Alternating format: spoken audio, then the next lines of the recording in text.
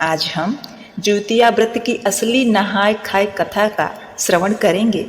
ऐसी मान्यता है कि इस पवित्र व्रत कथा को सुनने वाली स्त्री को कभी संतान वियोग नहीं सहना पड़ता। ज्योतिवाहन भगवान की कृपा से माता जब तक जीवित रहती हैं तब तक उस स्त्री के पुत्र का कोई बाल भी बाका नहीं कर सकता। इस ज्योतिया व्रत को करने तथा कथा को सुनने से संतान की प्राप्ति होती है। संतान दीर्घ आयु वाला होता है, सुख समृद्धि लक्ष्मी की प्राप्ति होती है, सभी संकट नष्ट हो जाते हैं। तो आज हम श्रवण करेंगे भगवान ज्योतिवाहन की बड़ी ही दुर्लभ कथा। आप सभी भक्तगण इस कथा को बड़ी श्रद्धा और प्रसन्न चित्त मन से सुनिएगा। बहुत समय पहले की बात है। नैमिषारण्य क्षेत्र में सहस्त्रों ऋषि मुनि बैठकर धर्म चर्चा कर रहे थे।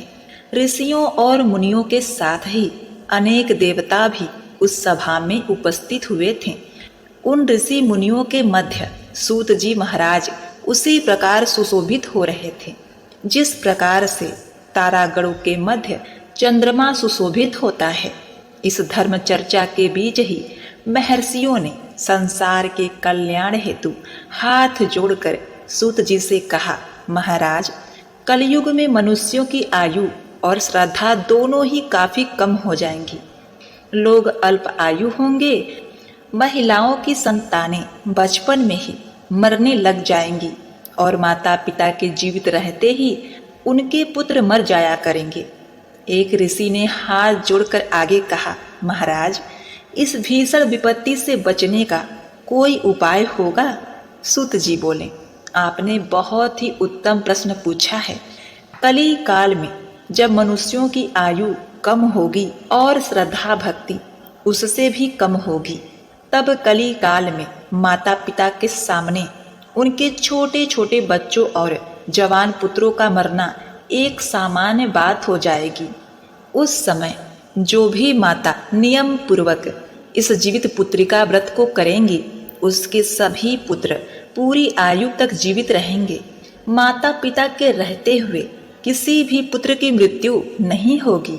संसार की भलाई के लिए मैं इस संपूर्ण वृत्तांत को कहता हूँ। सूत जी ने कहा, जब द्वापर युग का अंत होकर कलयुग प्रारंभ हो रहा था, उस काल में अपने अपने पुत्रों की मृत्यु से दुखी बहुत सी शोकाकुल स्त्रियों ने आपस में सलाह की कि वे सभी मिलकर महर्षि गौतम जी के पास गईं। उन सभी स्त्रियों ने महर्षि गौतम की वंदना की और कहा, हे प्रभु, अब कलयुग आ रहा है। कलयुग में लोगों के पुत्र किस तरह पूर्ण आयु तक जीवित रहेंगे और माता पिता के जीवित रहते मृत्यु को प्राप्त नहीं होंगे। इसके लिए कोई उपाय बताइए और कोई ऐसा व्रत जप तप अथवा पूजा हो तो हमें कहिए। गौतम जी ने कहा, मैं आपको एक प्राचीन वृत्तांत सुनाता हूँ, ध्यान पूर्वक सुनिए। महर्षि गौतम बोले, महाभारत का युद्ध समाप्त हो जाने के बाद एक रात्रि में द्रौपदी के 5 सोते हुए पुत्रों की द्रोणाचार्य के पुत्र अश्वत्थामा ने हत्या कर दी थी। द्रौपदी सहित 5 पांडव बहुत ही अधिक दुखी हुए। कुछ समय बाद अपनी सखियों को साथ में लेकर द्रौपदी महर्षि धौम्य के पास गई। द्रौपदी ने महर्षि धौम्य से कहा, हे मुनिवर, कौन सा उपाय करने से संतान दीर्घ आयु हो सकते हैं? कृपा करके वह उपाय हमको बताइए। महर्षि धौम्य बोले, सतयुग में हमेशा सत्य बोलने वाला और सभी के साथ समान व्यवहार करने वाला जिमुतवाहन नामक एक राजा था। हमेशा सत्य आचरण करने वाला राजा जिमुतवाहन बड़ी ही साहसी और रहम दिल था। एक बार राजा जिमुतवाहन अपनी रानी सहित अपने ससुराल गया। वहीं एक रात ससुराल में सो रहा था कि उसे एक स्त्री के बिलख बिलख कर रोने की आवाज़ सुनाई दी। वह अपने पुत्र के लिए विलाप कर रही थी। वह स्त्री बुरी तरह रोते हुए बार बार एक ही बात कह रही थी कि मुझ बुढ़िया के जीवित रहते मेरा युवा पुत्र मारा गया। हाय मैं क्या करूं। उस बुढ़िया का विलाप सुनकर राजा जीमूतवाहन को बहुत दुख हुआ। राजा ने बुढ़िया के पास जाकर उन्हें ढाढ़स बंधाया और रोने का कारण पूछा। बुढ़िया ने रोते हुए कहा, गांव में प्रतिदिन एक गरुड़ आता है और एक युवक को खा जाता है। आज मेरे पुत्र की बारी है। अब मेरा पुत्र उस स्थान पर जाएगा जहां गरुड़ आता है, जो मेरे पुत्र को खा जाएगा। मेरे जीते जी मेरा बेटा मर जाएगा। यह कहकर बुढ़िया जोर जोर से रोने लगी। अब देखिए, राजा जीमूतवाहन ने कहा, माता तुम रोवो मत। आज मैं तुम्हारे पुत्र के स्थान पर वहां चला जाता हूँ।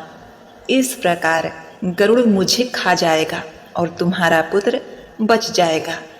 इतना कहकर राजा उस स्थान पर जाकर लेट गया जहां गरुड़ प्रत्येक रात्रि को आता था।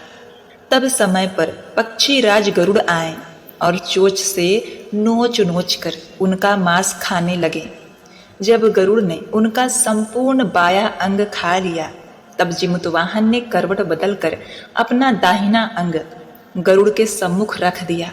ये देखकर पक्षीराज गरुड़ बड़े आश्चर्य हुए। गरुड़ के मांस खाते समय जीमूतवाहन न तो रोया न ही चिल्लाया था और न ही उसने बचने की कोई चेष्टा की थी। आधा शरीर खाया जाने के बाद राजा अभी तक जिंदा था। गरुड़ जी को बड़ा आश्चर्य हुआ। गरुड़ जी सोचने लगे कि यह आदमी कोई साधारण मनुष्य नहीं, या तो देवता है या फिर कोई महान ऋषि होना चाहिए।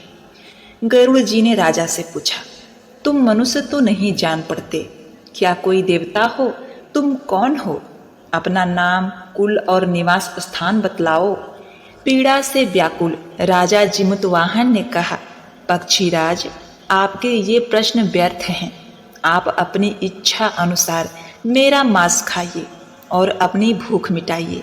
यह सुनकर गरुड़ जी को और भी अधिक आश्चर्य हुआ।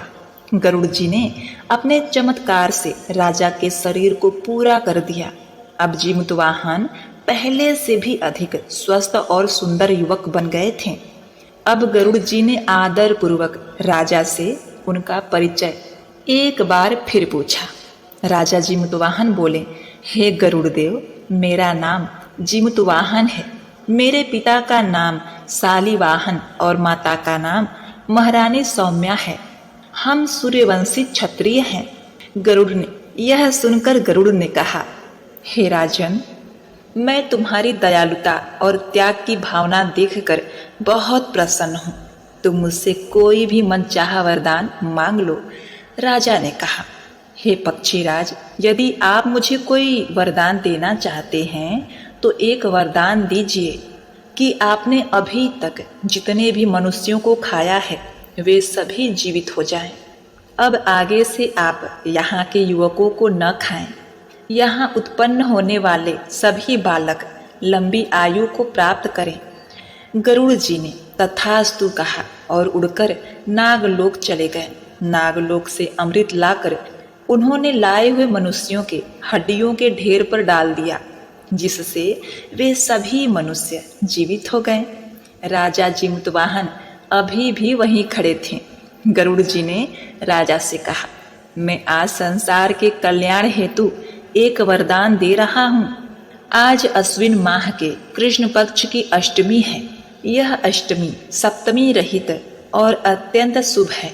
आज तुमने यहाँ की प्रज्ञा को जीवन दान दिया है और मेरे द्वारा खाए गए हजारों मनुष्यों को पुनः जीवित कराया है। आज से यह तिथि अत्यंत पवित्र और ब्रह्म भाव से युक्त हो गई है। मैं यह अमृत तीनों लोकों द्वारा पूजित भवानी दुर्गा जी से लाया हूँ। भवानी दुर्गा जी के द्वारा दिए गए अमृत द्वारा ही इन सभी मनुष्यों को जीवन दान मिला है। यही कारण है कि मातेश्वरी दुर्गा जी का एक नाम जीवित पुत्रिका भी है। गरुड़ जी ने आगे कहा, राजन, आज के बाद इस तिथि को जो स्त्रियां जीवित पुत्रिका माता के रूप में दुर्गा जी तथा कुसा नामक घास से तुम्हारी आकृति बनाकर दुर्गा जी के साथ साथ तुम्हारी भी पूजा करेंगी। उसका सौभाग्य और वंश निरंतर बढ़ता रहेगा, इस बात में जरा भी संशय नहीं। अपनी बात को स्पष्ट करते हुए गरुड़ जी ने कहा, हे राजा जिमुतवाहन, जिस दिन उदया तिथि अष्टमी हो अर्थात सप्तमी से रहित अष्टमी को ही ये व्रत करना चाहिए। सप्तमी युक्त अष्टमी को यह व्रत करने से इसका कोई फल नहीं मिलेगा। अतः शुद्ध अष्टमी को यह व्रत करके अगले दिन नवमी तिथि में ही इसका पारण करना चाहिए। यदि इन बातों का ध्यान न रखा जाए तो व्रत का प्रभाव नष्ट हो जाएगा। अब देखिए, जिमुतवाहन को यह वरदान देकर गरुड़ जी भगवान विष्णु के पास बैकुंठ चले गए। राजा जिमुतवाहन पहले तो अपने ससुराल आए और वहां से विदा लेकर अपनी पत्नी सहित अपने नगर में गए। महर्षि धौम्य ने द्रौपदी को यह संपूर्ण वृत्तांत सुनाने के पश्चात कहा, हे देवी, मैंने एक अतिशय दुर्लभ वृत्तांत तुमको सुनाया है। तुम मेरे द्वारा वर्णित विधि विधान से पूरी भक्ति भावना के साथ यह व्रत करो। इस व्रत में तुम दुर्गा जी तथा कुसा घास से बनाई गई राजा जिमुतवाहन की पूजा करो और नवमी को ही तुम्हारी सभी मनोकामनाएं अवश्य पूर्ण होगी। एक बार प्रेम से बोलिए, जिमुतवाहन भगवान की जय। जय माता ज्योतिया। ओम नमः शिवाय। प्रिय भक्तगणों, आइए सुनते हैं अब दूसरी कथा। नर्मदा नदी के पास एक कंचनवटी नाम का नगर था। वहां के राजा का नाम मलाई केतु था। उसी नर्मदा नदी के पश्चिम और बालूटा नाम की मरुभूमि थी, जिसमें एक विशाल पेड़ पर चील रहती थी और उसी पेड़ के नीचे एक सियारिन भी रहती थी। चील और सियारिन दोनों ही पक्की सहेलियां थीं। कुछ महिलाओं को जीतिया व्रत करते देख चील और सियारिन ने यह व्रत करने का संकल्प लिया और दोनों ही भगवान श्री जिमुतवाहन की पूजा और व्रत करने का प्रण ले लिया। जिस दिन दोनों को व्रत रखना था, ठीक उसी दिन शहर के एक बड़े व्यापारी की मृत्यु हो गई और उसका दाह संस्कार वहीं पर मरुभूमि पर हुआ। मुर्दा देखकर सियारिन को भूख लगने लगी और वह खुद को रोक नहीं पाई, जिसके कारण उसका व्रत टूट गया। परंतु चील ने खुद पर संयम रखा और पूरी श्रद्धा और नियम से अपना व्रत पूरा किया। अब देखिए, उस सियारिन ने तो मुर्दा खाया था, इसलिए उसका व्रत खंडित हो गया। वह सियारिन मुर्दा घाट पर से एक हड्डी उठाकर ले आती है और वह अपने मांद में छिपाकर धीरे धीरे रात को खाने लगती है। तब चील ने सियारिन से कहा, हे सियारिन बहन, तुम क्या खा रही हो? कट कट की आवाज आ रही है। तब सियारिन ने कहा, हे चील बहन, मैं क्या बताऊं, मैं दिन भर से भूखी हूँ और रात को भी भूखा रहना पड़ता है। मैं करवट बदल रही हूँ तो मेरी हड्डियां कट कट बोल रही हैं। मैं कुछ खा थोड़े ही रही हूँ। यह सुनकर चील ने कहा, हो सकता है बहन, तुम्हारी हड्डियां ही बोल रही होंगी। अब देखिए, उस चील ने सोचा कि उसकी बहन सियारिन सत्य बोल रही है। इस प्रकार से सुबह होती है। चील ने अपना पारण पूरा किया। अब देखिए, चील ने तो अपना व्रत पूरा किया था तो उसके बच्चे जियाच हो गए और वहां पर सियारिन ने अपना व्रत भंग कर लिया था और उसने हड्डी खा लिया था तो उसके पुत्र मुआच हो गए, मृत्यु को प्राप्त हो गए और वहां पर चील अपने बच्चों के साथ आनंद पूर्वक रहने लगी। अब इन दोनों की मृत्यु होती है तो अगले जन्म में दोनों सहेलियों ने पुत्री के रूप में एक ब्राह्मण परिवार में जन्म लिया। उनके पिता का नाम भास्कर था। चील बड़ी बहन और सियारिन छोटी बहन बनी। बड़ी बहन का नाम शीलावती रखा गया और उसका विवाह बुद्धिसेन के साथ हो गया। छोटी बहन का नाम कपूरावती रखा गया और उसका विवाह उस शहर के राजा मलाय केतु से हुई और छोटी बहन कंचनवटी नगर की रानी बन गई। अब भगवान जिमुतवाहन के आशीर्वाद से बड़ी बहन शीलावती को 7 पुत्र प्राप्त हुए, लेकिन कपूरावती के पुत्र जन्म लेते ही खत्म हो जाते थे। कुछ साल बाद शीलावती के सातों पुत्र बड़े हो गए और राजा के दरबार में काम करने लगे। उन्हें देखकर कपूरावती के मन में ईर्ष्या और जलन की भावना उत्पन्न हो गई। इस ईर्ष्या की भावना में कपूरावती ने राजा से कहकर शीलावती के सातों बेटों के सर कटवा दिए। फिर उन सातों सरों को साथ में बर्तन में ढक कर रख दिया। यह देखकर भगवान जिमुतवाहन ने मिट्टी की सहायता से सातों भाइयों के सर बनाए और सभी सिरों को धड़ से जोड़कर उस पर अमृत छिड़क दिया, जिसके कारण वे सात भाई फिर से जीवित हो गए और घर लौट आए। रानी ने जो कटे सर भिजवाए थे वह सब फूल बन गए। कपूरावती समाचार पाने को बहुत व्याकुल थी, लेकिन जब उसे इस बात का पता चला तो वह अपनी बड़ी बहन के घर गई और वहां सबको जीवित देखकर आश्चर्य में पड़ गई और बेहोश हो गई। जब कपूरावती होश में आई तो उसने अपनी बड़ी बहन से यह सारी बात बताई। भगवान जिमुतवाहन की कृपा से बड़ी बहन को पूर्व जन्म की सारी बातें याद आ गई और वह अपनी छोटी बहन को उसी पेड़ के नीचे लगातार पूर्व जन्म की सारी बातें सुनाई, जिसे सुनकर कपूरावती फिर से बेहोश हो गई और मर गई। जब राजा तक इस बात की सूचना मिली, उन्होंने उसी जगह पर पेड़ के नीचे कपूरावती का दाह संस्कार कर दिया। अब देखिए, बड़ी बहन इस जन्म में भी अपने पुत्रों के साथ सुखी पूर्वक रहने लगी और अपना जीवन व्यतीत करते हुए वृद्धा अवस्था में भगवान को प्रिय हो जाती है और मृत्यु को प्राप्त होती है। अगले जन्म में फिर से छोटी बहन जो सियारिन थी उसने जन्म लिया और उसे वह सारी बातें याद थी। इस जन्म में उसने भगवान जिमुतवाहन की पूजा की और ज्योतिया का व्रत किया। इसके फल से उसे पुत्र रत्न की प्राप्ति हुई। उसके सारे पाप मिट गए और वह पुत्रवती हो गई। इस जन्म में वह अपना जीवन आनंद पूर्वक बिताने लगी। प्रेम से बोलिए जय जिमुतवाहन भगवान, जय हो ज्योतिया माई।